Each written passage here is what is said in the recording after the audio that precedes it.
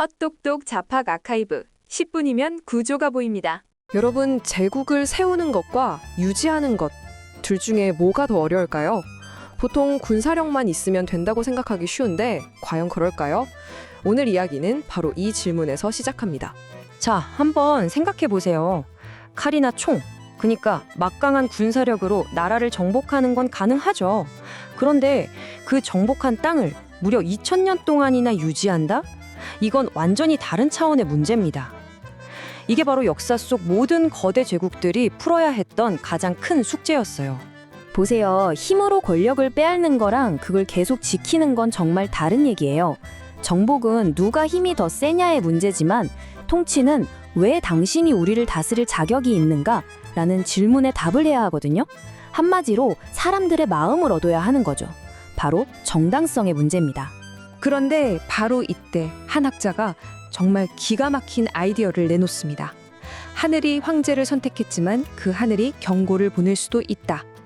이게 그냥 멋진 말이 아니었어요. 이건 제국을 위한 완전히 새로운 설계도였습니다. 중국 역사의 판도를 바꿀 한 문장이었죠. 자, 그럼 무대를 한번 살펴볼까요? 시간은 기원전 2세기, 바로 한나라 시대입니다.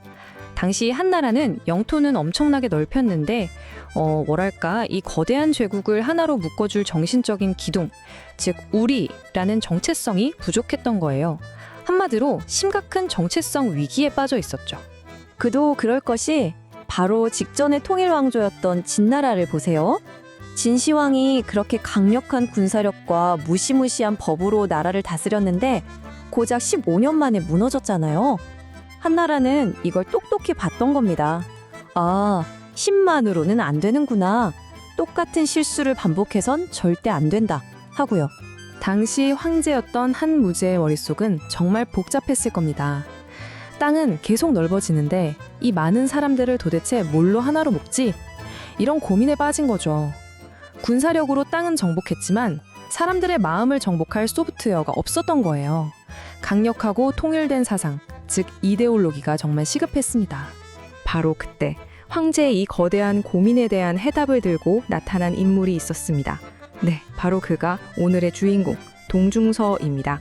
동중서를 그냥 유학자라고만 생각하면 이 이야기의 핵심을 놓치는 거예요. 그를 시스템 설계자로 봐야 합니다. 왜냐고요? 그는 유교라는 어떻게 보면 좀 추상적인 도덕 철학을 가져다가 국가라는 거대한 컴퓨터를 실제로 돌리는 운영체제, 즉 OS로 만들어버린 사람이거든요. 정말 대단한 발상이죠. 자, 그럼 그가 설계한 이 혁신적인 운영체제, 그 청사진의 핵심은 과연 무엇이었을까요? 지금부터 하나씩 뜯어보겠습니다. 그의 이론의 심장부에는 천인감응이라는 아이디어가 있어요. 말이 좀 어렵죠? 쉽게 말하면 이런 겁니다. 하늘과 인간, 특히 황제는 서로 연결되어 있어서 황제가 정치를 잘하면 하늘이 복을 내려주고 못하면 홍수나 지진 같은 재앙으로 경고를 보낸다는 거예요.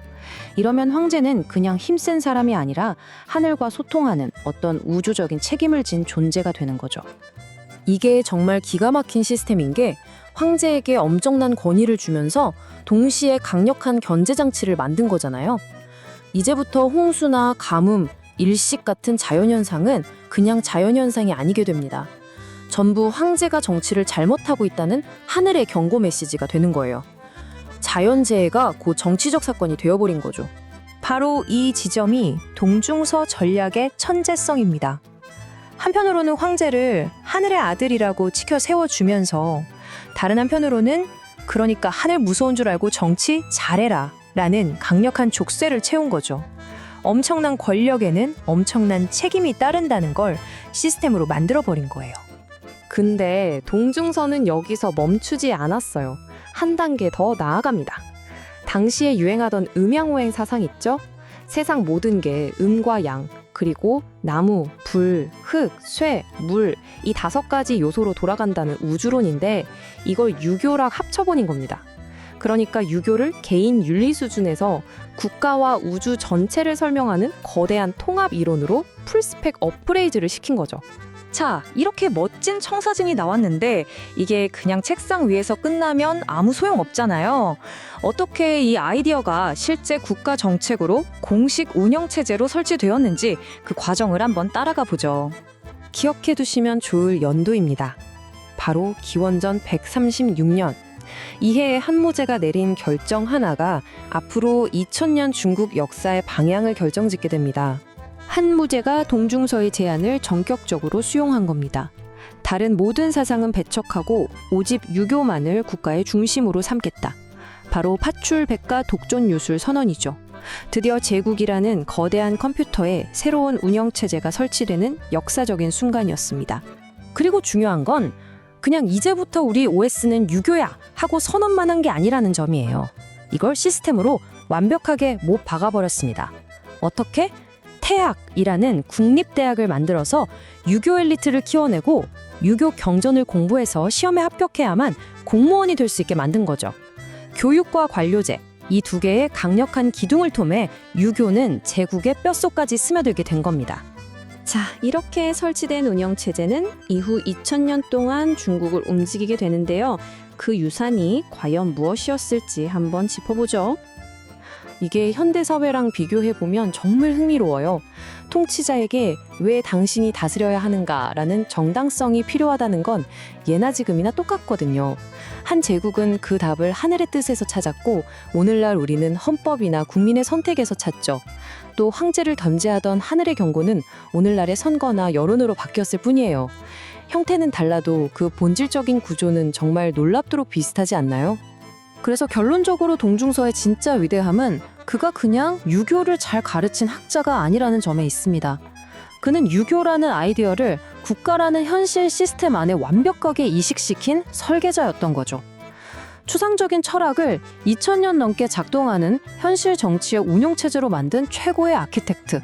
그게 바로 동중서의 진짜 모습입니다. 자, 이 오래된 이야기를 통해 우리 자신을 돌아보게 됩니다. 그렇다면 오늘날 지금 우리가 살고 있는 이 사회를 움직이는 보이지 않는 운영체제는 과연 무엇일까요? 우리의 생각과 행동을 규정하는 그 시스템의 정체는 무엇인지 한 번쯤 생각해보는 것도 흥미로울 것 같습니다.